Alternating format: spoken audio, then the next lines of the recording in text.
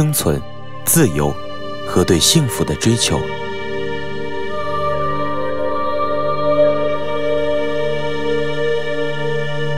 我们毕生都在追求外在的幸福，似乎它是一个物品，我们已经成为自己欲望和渴望的奴隶。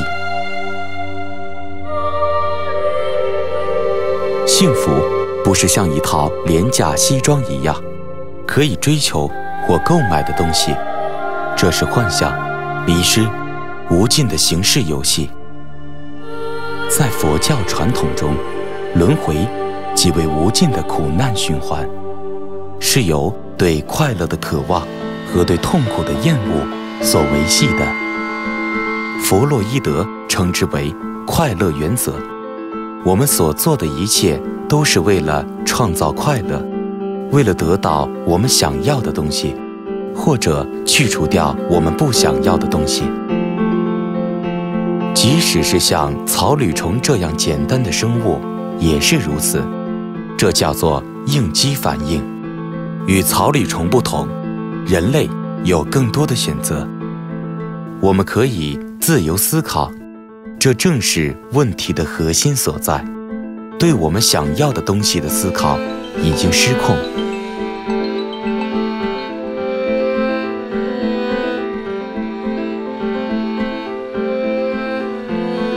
Safety systems armed. 10, 9, 8, 7, 6, 5, 4, 3, 2, 1, 0, and liftoff of Endeavour, going where East and West do meet at the International Space Station. 现代社会的困境在于，当我们试图理解这个世界，我们不是用古老的内在意识，而是用科学的手段和思维，量化和限定我们所感知的外部世界。思想只会导致更多的看法和问题。我们试图了解创造世界和引导世界进程的最内在的力量，但是我们把这种本质看作是我们自身之外的东西，而不是一种有生命的东西，我们自己本性的固有的东西。著名的精神病学家卡尔·荣格曾说过，向外看的人只是梦境，向内看的人才是觉醒。渴望觉醒与快乐，这本身并没有错，错就错在去外在世界寻找幸福，而幸福只能在内在世界中寻得。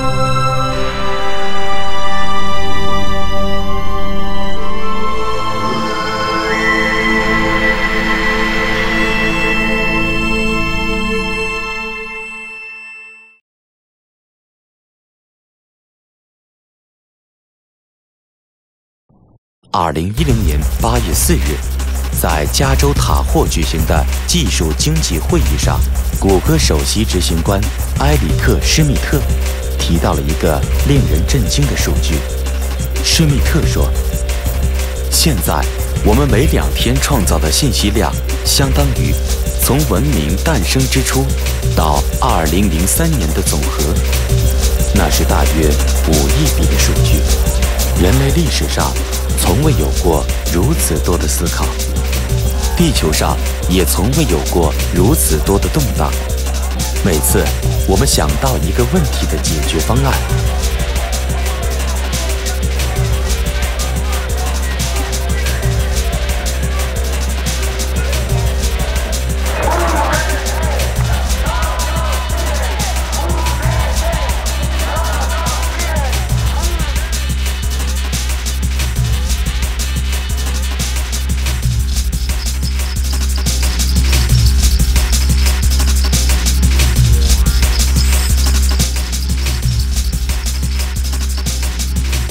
人的所思、所作、所为，必须与自我的存在保持平衡。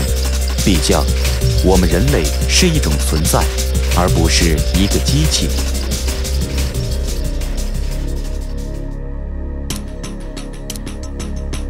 我们想要改变的同时，也想要获得稳定。当我们的思维驱动我们实现感官的稳定、安全和平静时，我们的内心已经脱离了生命的螺旋和变化的规律。我们以病态的想象见证杀戮、海啸、地震和战争。我们不断地试图占据我们的大脑，让信息充斥其中。电视节目从每一个可想象的设备中传输而来，游戏与谜题、文字信息以及所有可能的琐事，我们让自己被层出不穷的新图像、新信息以及诱惑和抚慰感官的新途径所迷惑。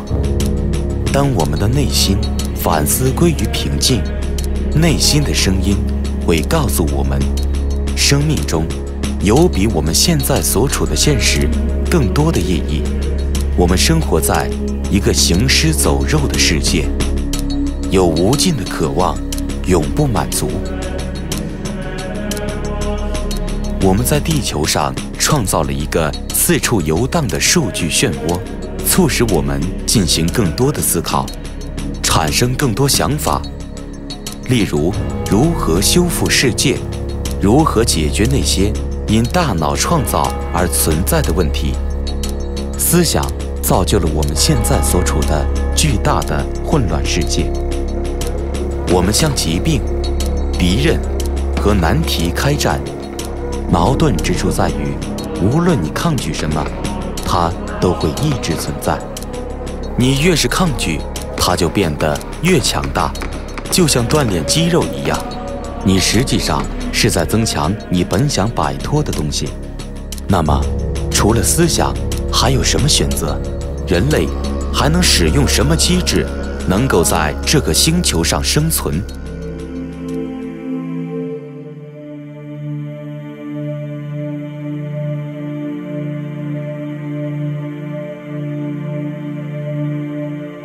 近几个世纪，西方文化一直注重通过思想和分析探索物理世界，而其他古代文化也已经开发出同样复杂、用于探索内在空间的技术。这使得我们丧失了与内在世界的联系，在我们的星球上造成了不平衡。古代人类认识自我的理念已经渴望体验形式上的外在世界所取代。回答“我是谁”这个问题，并不是简单的描述你名片上的内容。在佛教中，你不是你意识的内容，你不仅仅是一个思想或想法的集合，因为在这些思想的背后，是目睹这些思想的人。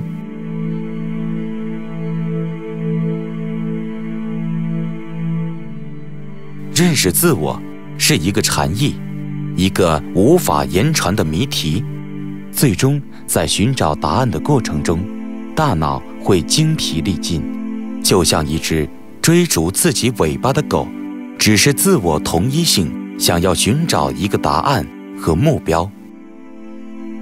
你是谁？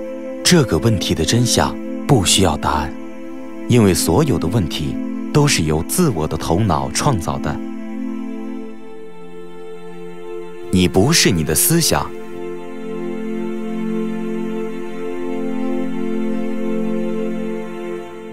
真理不存在于更多的答案，而存在于更少的问题。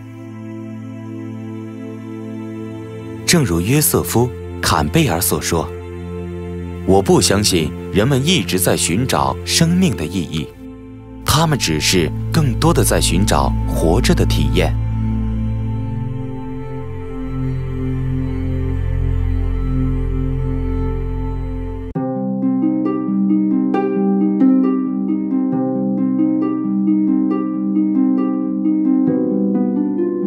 当佛被问到你是什么，他答曰：我是觉醒。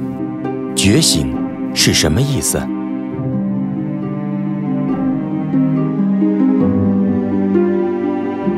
佛没有明确回答，因为每个人生活的美好各不相同，但他确实说了一件事，这是痛苦的终结。每一个主流的宗教传统上都有一个代表觉醒状态的词语：天堂、涅槃或解脱。你只需要一个平静的思维，就能实现流动的本性。一旦你的思维平静下来，其他一切都会随之发生。内在的能量在平静中苏醒，而你无需吹灰之力。道家说，气随意识而行。当一个人平静下来，他才会听到植物和动物的智慧，梦中的低语。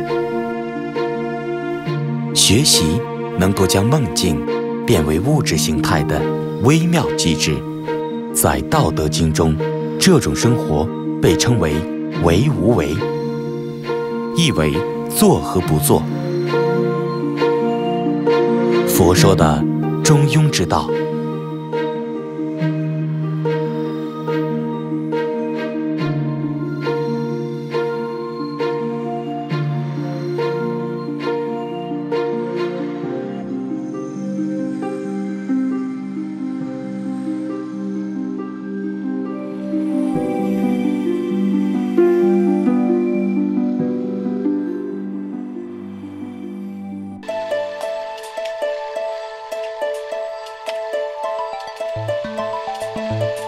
阴阳达到了完美的平衡。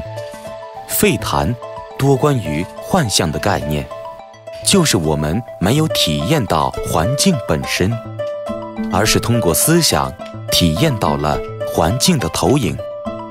当然，你的思想让你在某种程度上体验到震动的世界，但我们内在的平静并不依赖外在世界的状况。对独立于感知主体的外部世界的信仰是科学的基础，但是我们的感官只是给了我们间接的信息。我们对这个由大脑创造的物质世界的概念总是被感官过滤，因此总是不完整的。在所有的感知之下都有一个振动场，拥有联觉意识的人有时会以不同的方式体验到这个振动场。有联觉性的人可以看到声音的颜色或形状，或另一种感官具有的关联属性。联觉是指感觉的综合或混合，脉轮和感觉就像一个棱镜，过滤了振动的连续体。宇宙万物都在振动，但速度和频率不同。荷鲁斯之眼由6个符号组成，每一个都代表一种感官。就像在古老的吠陀体系，思想被认为是一种感觉。随着身体体验到感觉，同时也接受到了思想，它们来自同一个振动源。思想只是一种工具，6种感官之一，但我们已经把它提升到如此高的地位，我们认同自己的想法。事实上，我们不将思想认作6感之一，这一点很重要。我们沉浸在思想之中，试图把思想解释为一种感觉，就像给鱼讲水一样。水，何谓水？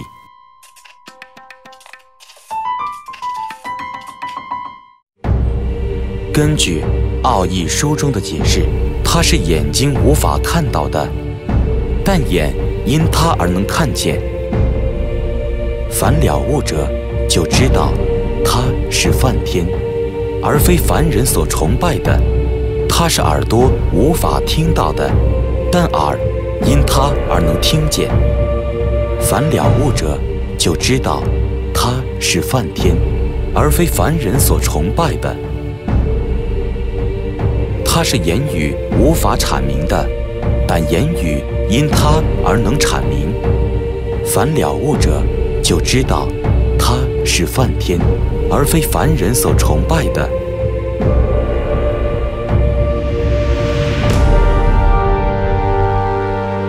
他是心智无法思量的，但心因他而能思量。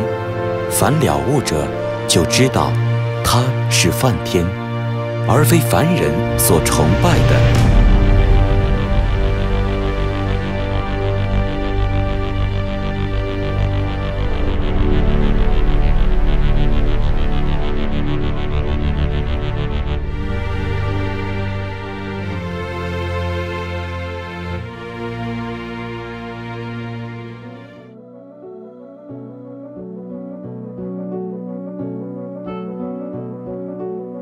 在过去的10年里，大脑研究领域取得了巨大的进步。科学家发现了神经可塑性，这表达了在思想过程中所产生的大脑物理结构的变化的观点。正如加拿大心理学家唐纳德·赫布所说，神经元连接在一起激发。当一个人处于持续的注意力集中状态时，神经元更集中连接在一起，这就意味着你可以指挥自己的现实主观体验。字面上讲，如果你的思维是恐惧、担心、焦虑或消极情绪，那么你的那些思维的连接会更加活跃。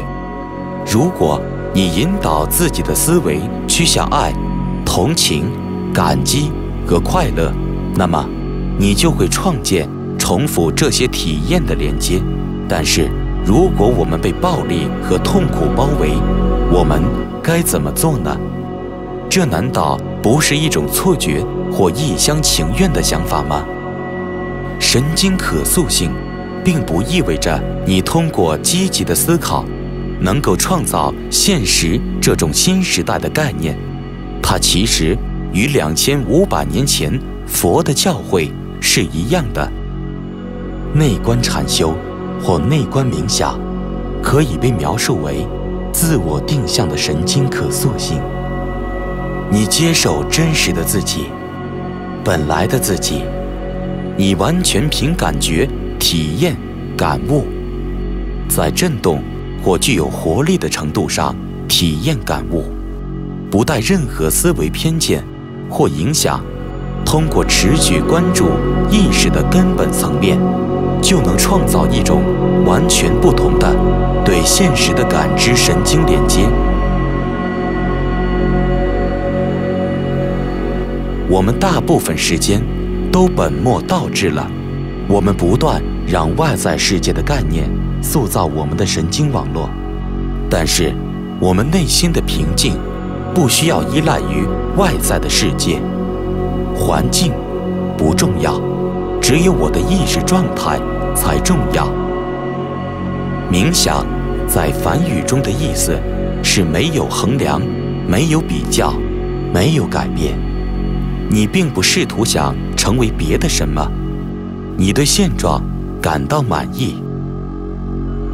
超越肉体痛苦的方法就是完全接受它，对它说是，所以它变成了你内在的某种东西，而不是你成为了其他东西的一部分。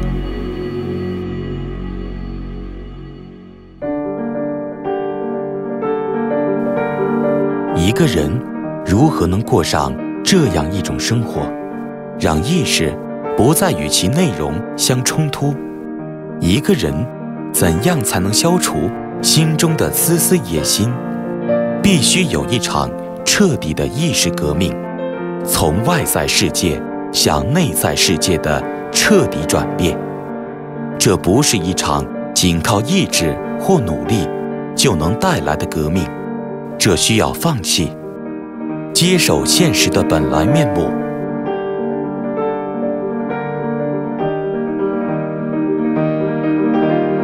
基督敞开心扉的形象有力地传达了这一思想：一个人必须直面所有的痛苦，如果你仍然接受进化的起源，就必须接受一切。这并不意味着你会成为受虐狂。你不是在寻找痛苦，而是当痛苦不可避免地来临时，你只是接受真实的它，而不是渴望一些其他的真实。夏威夷人一直相信，我们是通过心来学习真理的。心脏和大脑一样，有自己独特的智慧。埃及人相信，心脏是人类智慧的源泉，而非大脑。心脏被认为是灵魂和人性的中心。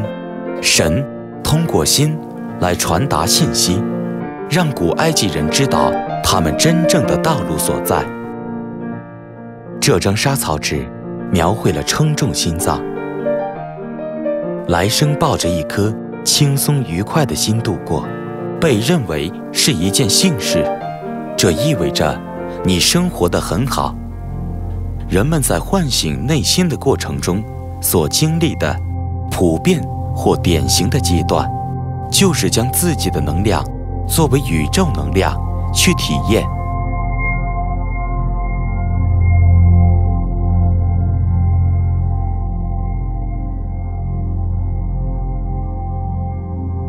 当你自己去感受这份爱，成为这样的爱，当你把自己的内在世界和外在世界连接起来，则万物归一。一个人如何体验天体之音？心如何打开？罗摩那大仙说过，神与你同在，如同你无需费心费力做到神的实现或者自我实现，那已经是你真实和自然的状态。放下所有的追求，关注你的内在，把你的思想献给你自己，照射在你的内心深处，为了使之成为你的生命体验。自我探索是直达之路。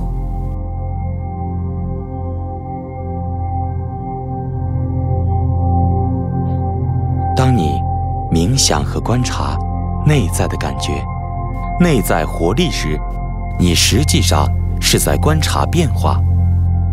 随着能量改变其形式，这种变化的力量产生和消逝。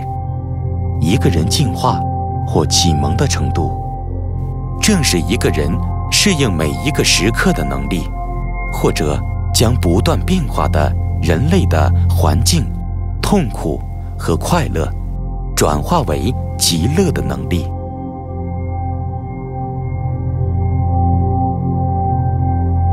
《战争与和平》的作者列夫·托尔斯泰说：“每个人都想改变世界，但没人想过要改变他自己。”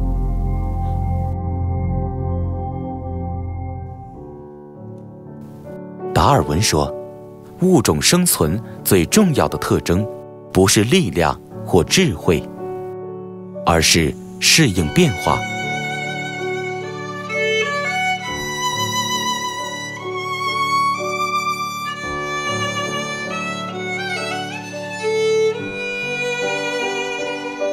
一个人必须善于适应，这就是佛教对无常的教义。一切都在生，都在逝，都在变，不断的变化。痛苦的存在，就是因为我们依赖于某种特定的形式。在你理解了无常后，与你见证的部分所连接，极乐便在心中诞生。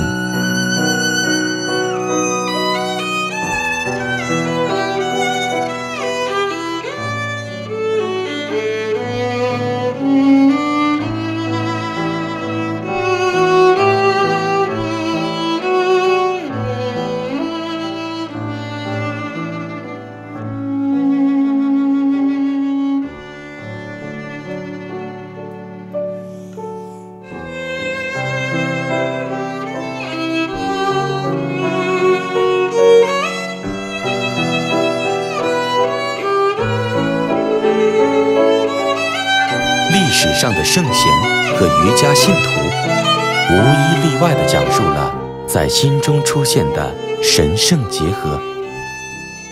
无论是十字架上的圣约翰这一著作，鲁米的诗，或者印度的密宗教义，所有这些不同的教义都试图表达心灵的微妙神秘。心是湿婆和夏克提的结合，阳性渗透到生命的螺旋，而阴性臣服于改变。目睹并无条件地接受这一切。为了打开你的心扉，你必须首先让自己去改变，生活在看似真实的世界里，与之共舞，与之共事，与之共生，与之共爱。但要知道，它是短暂的，最终所有的形式都会溶解和改变。极乐是平静带来的能量，它来自于清空所有意识的内容。这种源自平静的极乐的能量，就是意识，一种新的心灵意识，一种与万物相连的意识。